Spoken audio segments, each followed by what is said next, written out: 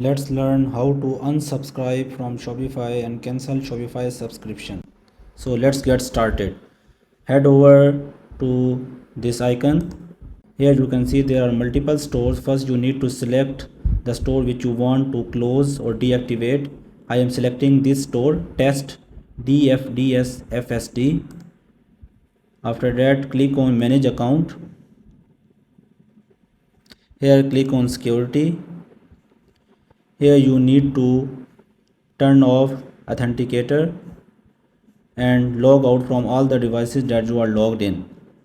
After that go back to the admin panel of Shopify, then click on settings.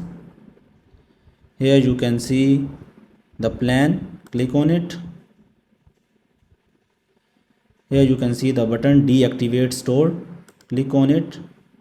Before you go, you need to read these 3 points. Cancel any unwanted subscription. Third party apps may continue to charge you after cancellation that are attached with your Shopify store. You need to close it. Save any needed store information by exporting CSV file. Before closing your account, you need to export your CSV file like billing information, customers information and orders information. After that click on continue. Here you need to select the reason why you are closing your store. After that click on continue. Here you need to enter your password.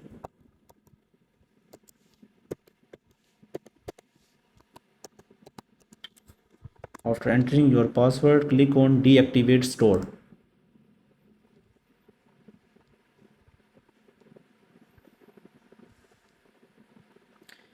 You can see your store is deactivated.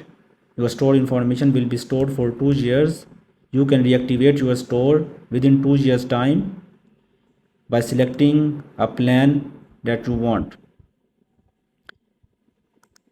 Here you can see I have received an email that your store is closed.